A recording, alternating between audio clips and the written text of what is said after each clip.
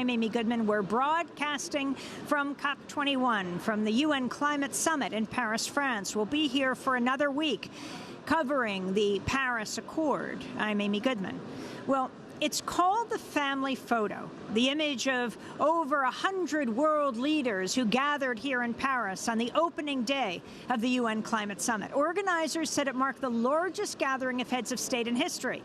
But who is missing from the picture? Perhaps there's a clue in the French national motto: liberty, equality, fraternity. Where are the women? Only a handful of female heads of state appear in the photo of this global fraternity. And when it comes to heads of national delegations negotiating a global climate treaty here at COP21, women are still few and far between. We turn now to two African women who are making their voices heard here at COP21. Africa's been praised here in Paris for leading the way on renewable energy, with the African Development Bank announcing this week it would spend $12 billion on energy projects over the next 5 years. But as Africa forges ahead, will it leave behind the women, who often bear the brunt of the impacts of climate change? We're joined here by two climate justice leaders from both sides of the African continent. Priscilla Achakpa is a delegate from Nigeria. She's with the Women's Caucus and the Women and Gender Constituency at the UN Climate Summit. She's executive director of the Women Environmental Program in Nigeria. Edna Kaptoyo is with the Kenya-based Indigenous Information Network. She's a member of the Indigenous Peoples Caucus and the Women and Gender Constituency here at the UN Climate Summit. We welcome you both to Democracy Now! Thank you very much. Priscilla, let's begin with you. So that picture, I'm sure you saw it. It's gone all over the world, the family photo. Talk about who's missing. Well, we're here, first and foremost, thank you very much for bringing the issue of African continent at this COP, which is very crucial to the African woman. Just as you said, when it comes to the issues of negotiation, the African women are most of the times completely absent or nearly absent.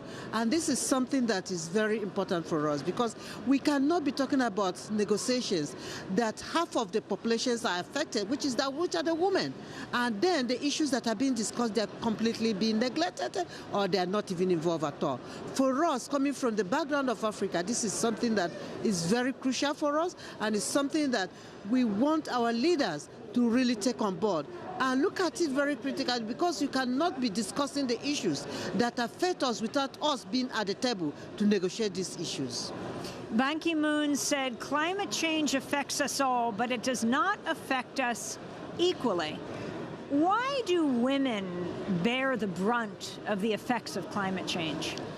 First and foremost, when you look at the creation, how God created us, women are affected differently because of their vulnerability, first and foremost because of their reproductive system.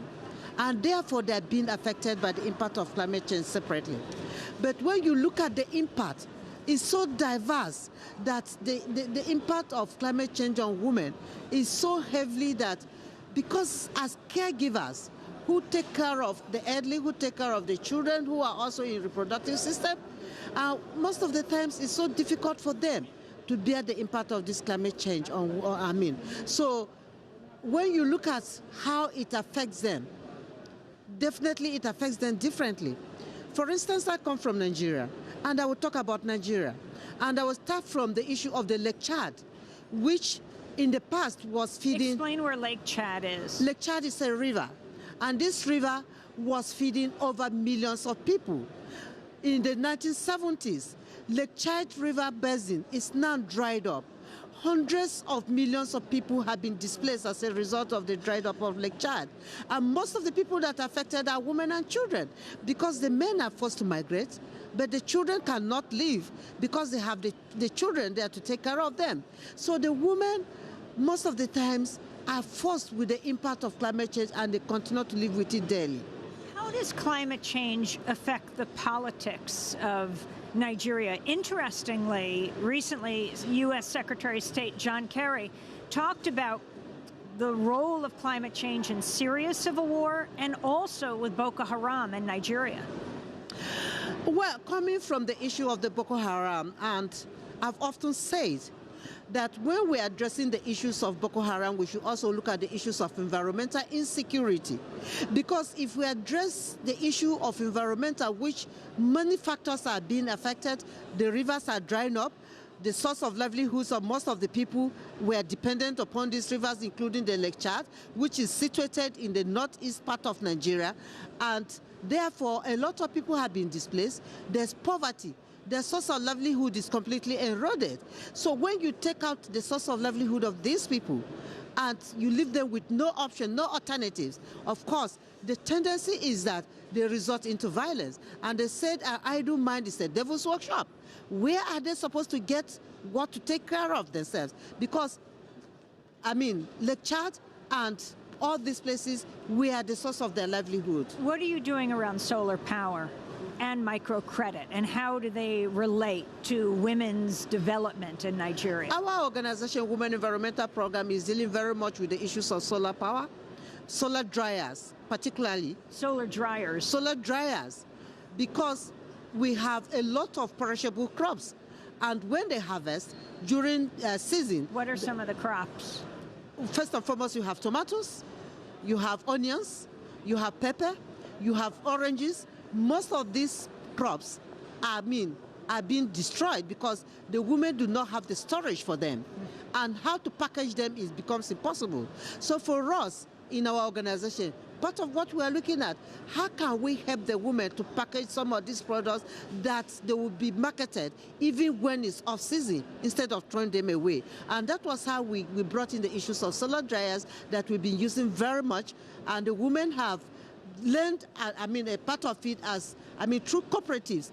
Once one comes to dry up, they use that process of generating kind of income back into the system. So even when it's off season, they still have tomatoes, they still have pepper to be able to sell out. We're talking to Priscilla Achakpa of Nigeria and Edna Kaptoyo, who is from Kenya. Actually, President Obama just visited Kenya. His father is from Kenya.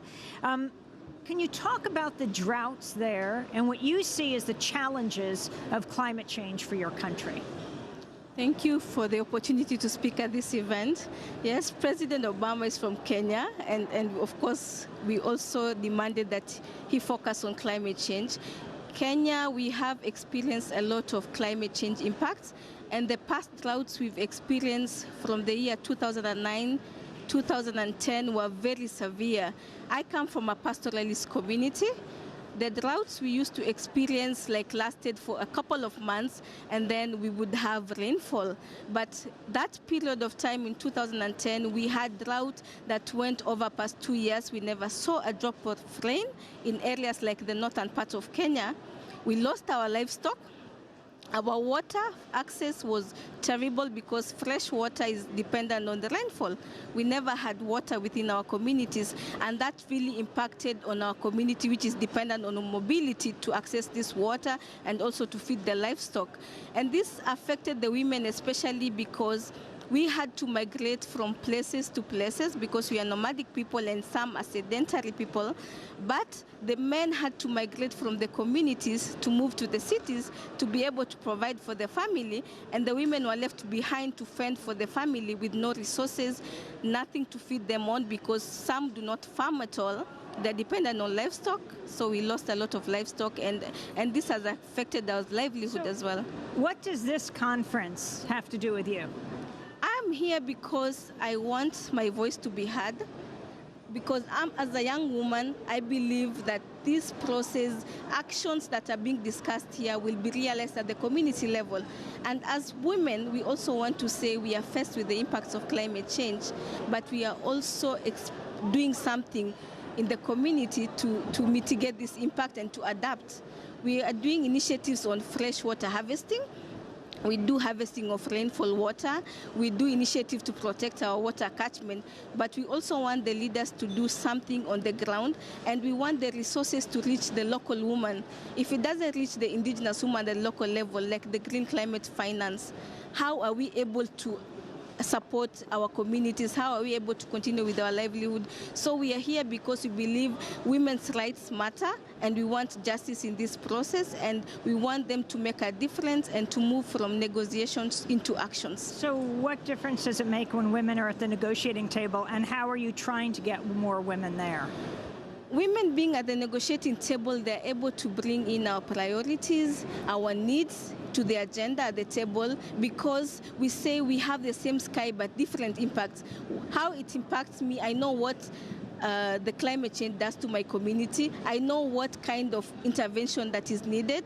And that's why we need more of our women delegations and women from the community to bring their voices here and say, these are our priorities and these are our needs, so that it can be tailored to fit our needs back at home and locally, because that's where the actions will be realized.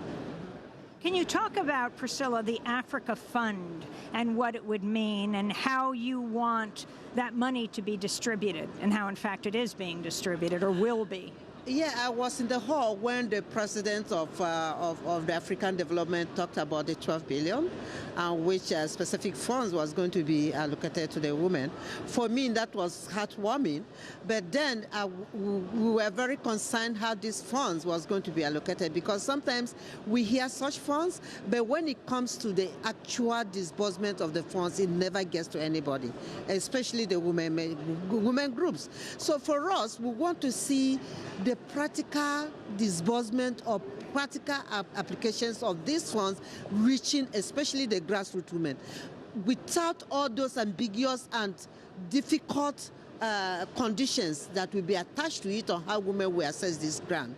We want to see more of the women using those funds, applying it on the ground, but also using it as kind of solutions to address the impact of climate change for them. And so we're calling on the bank, while we are very much happy that the bank has talked about the money for special funds for the women.